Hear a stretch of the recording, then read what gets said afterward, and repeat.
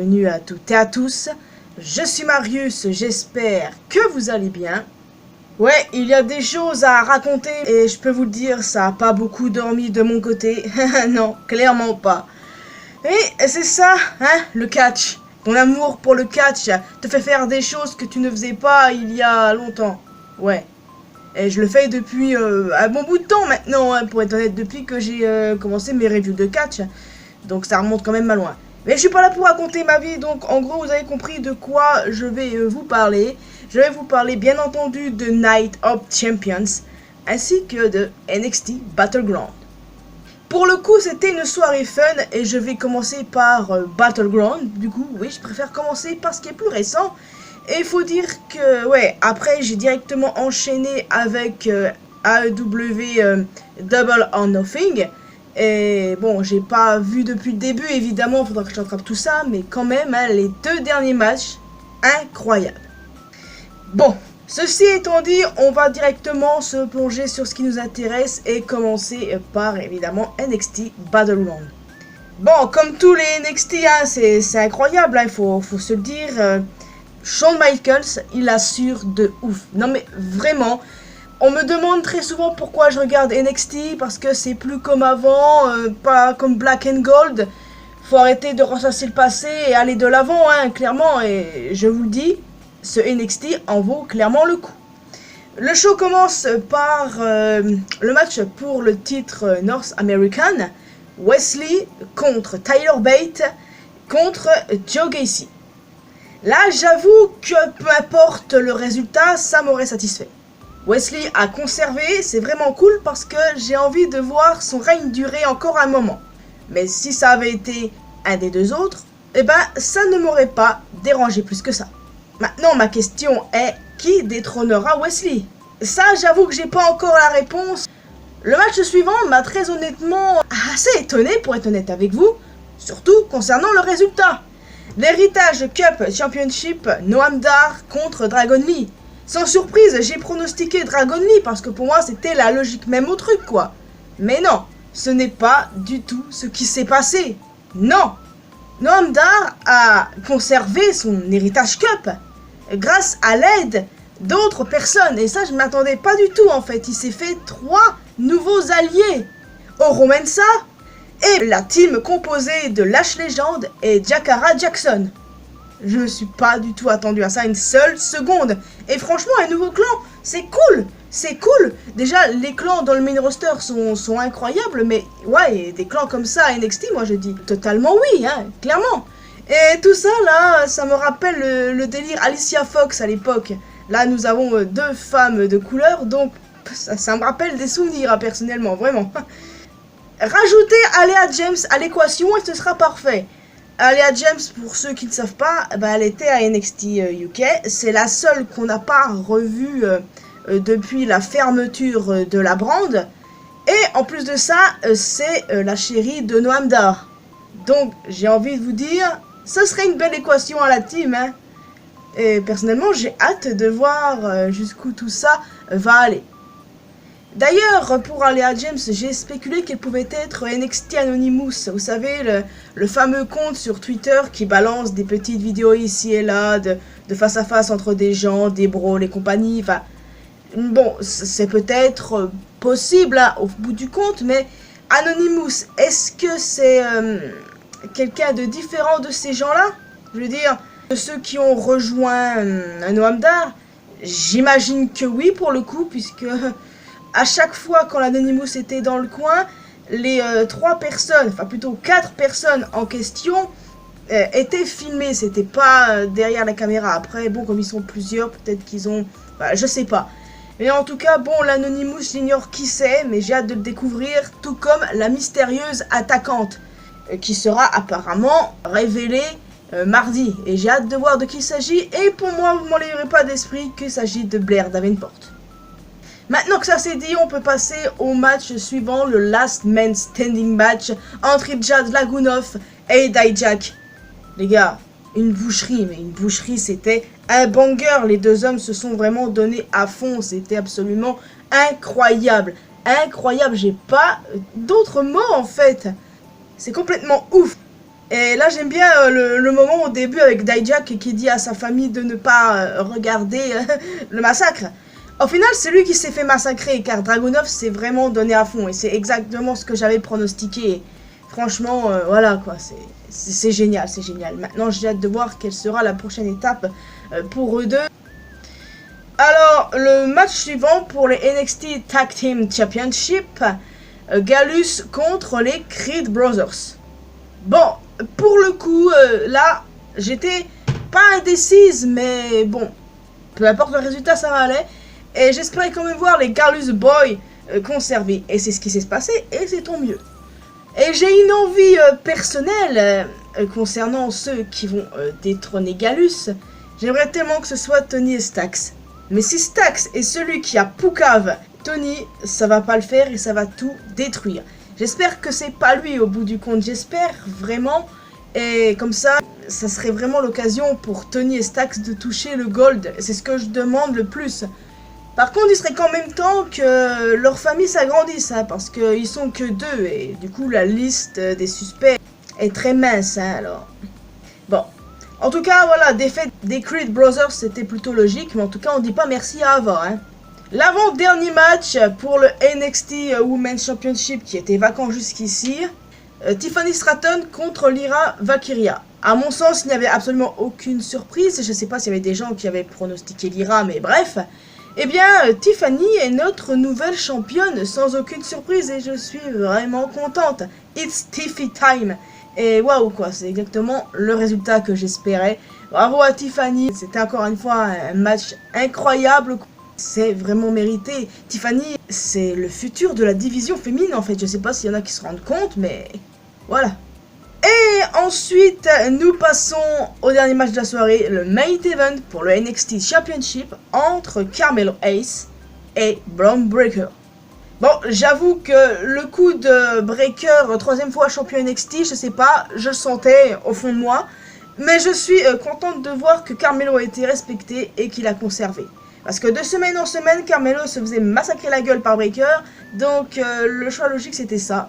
Carmelo a conservé, choix logique, parfait, excellent match. Et franchement, ce match il était incroyable en fait. Breakker, pour moi, il a le meilleur spear ever, c'est incroyable. En parlant de lui, quelle suite? Le concernant, je ne sais pas. A-t-il quelque chose encore à faire à NXT? Je ne sais pas. Mais en tout cas, il est totalement fait pour le main roster, il est ready pour ça, donc ce serait pas étonnant de le voir d'ici peu aller au main roster. Donc voilà, ce NXT juste incroyable quoi, Battleground. Non mais vraiment là, j'ai vraiment kiffé ma meilleure vibes. Ah là là là là.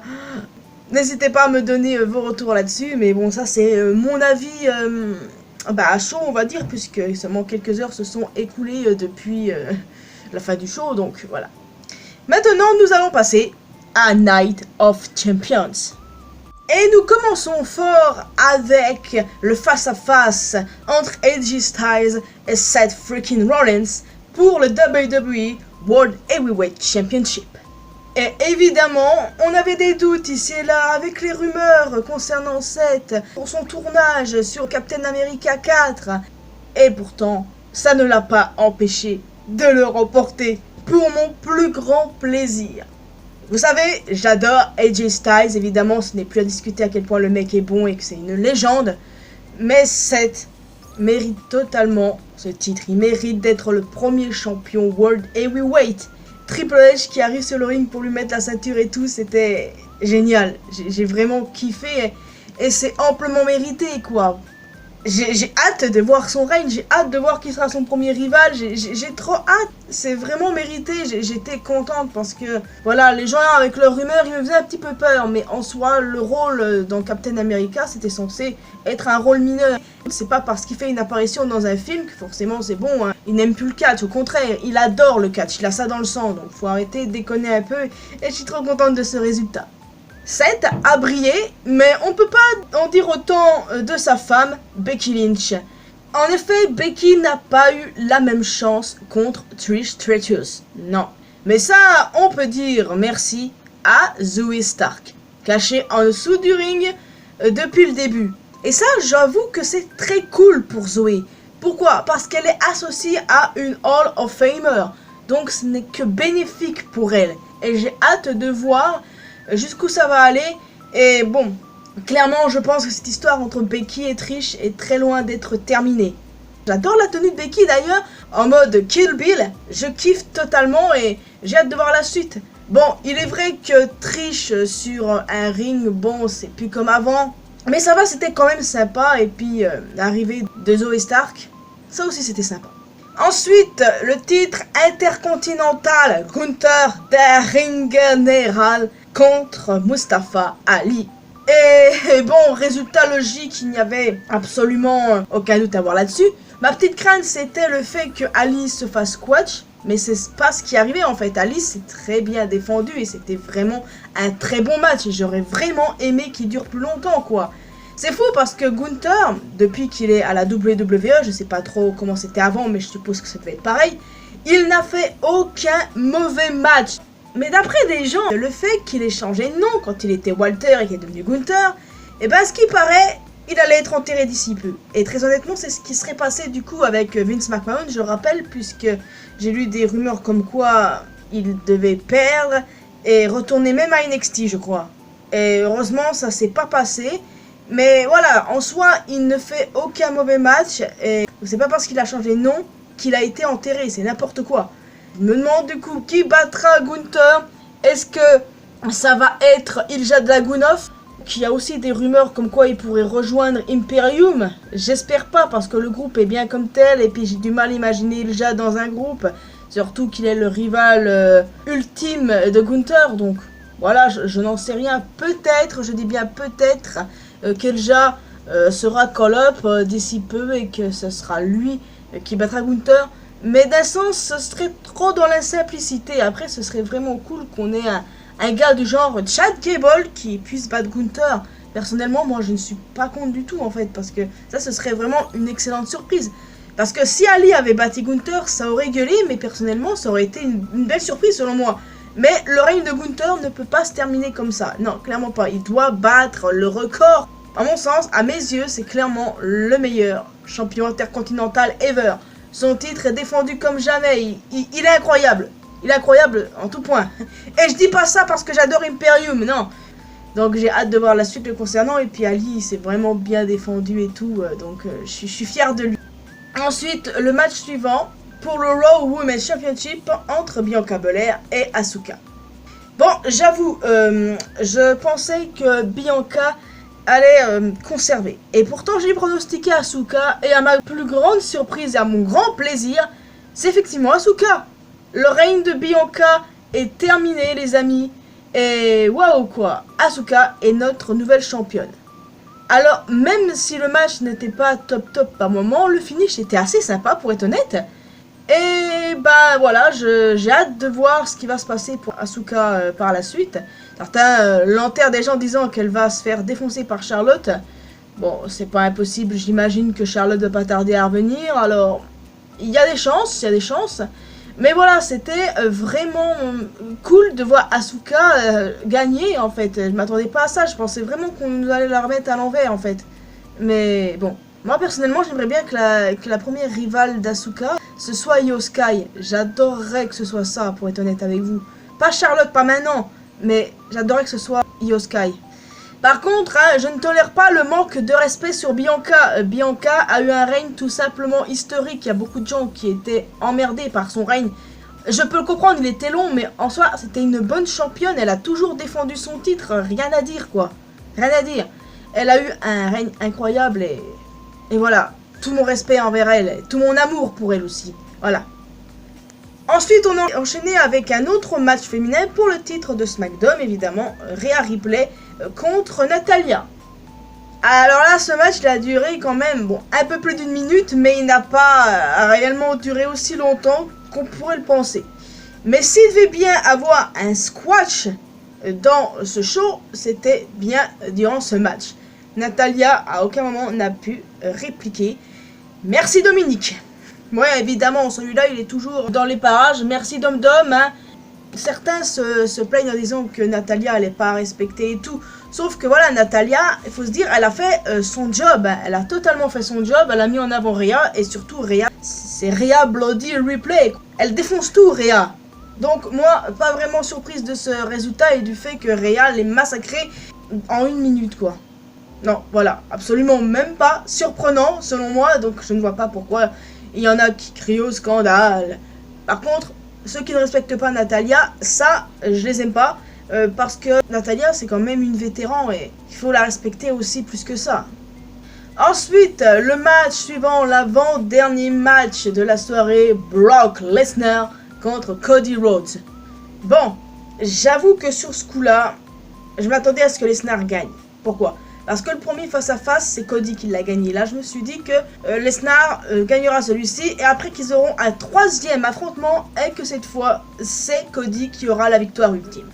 Je rappelle que Cody a un bras cassé, évidemment, et que ça l'a pas mal handicapé, et que du coup, il a perdu son match par soumission.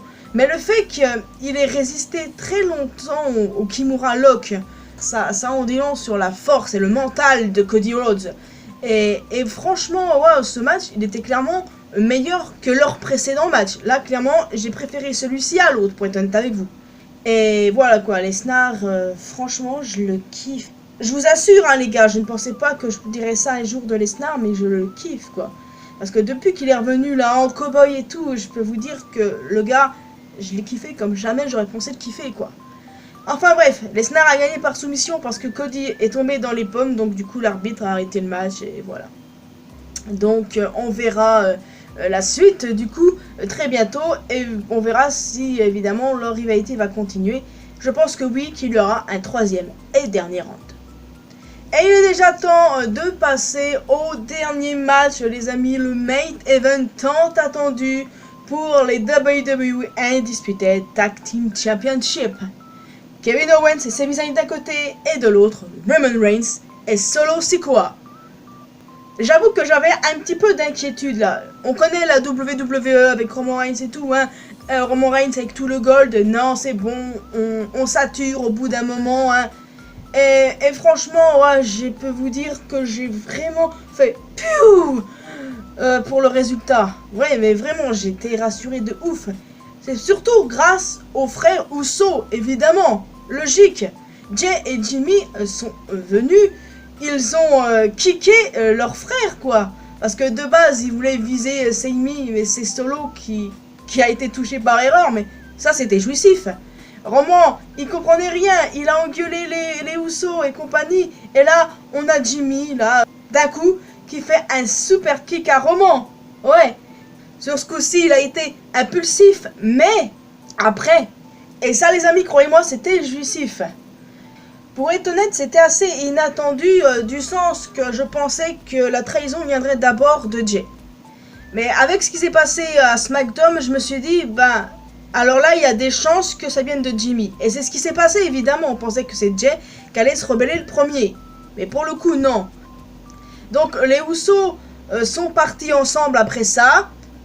Jay va devoir choisir entre son frère et Reigns. C'est plutôt facile à deviner qui va choisir parce que séparer les Usos, ce n'est pas possible une seule seconde. Donc, il y a des chances que dans le futur, on ait les Usos contre Roman et Solo. Dans tous les cas, ce qu'ont fait les Usos, en tout cas Jimmy, a permis la victoire de Kevin et Sami qui conservent leur titre Undisputed. Et c'est rassurant, vraiment rassurant. Mais par contre, au bout d'un moment, il faudrait songer à séparer les titres tag. Ouais, vraiment. Enfin voilà, c'était vraiment un show incroyable. Une fin incroyable, vraiment.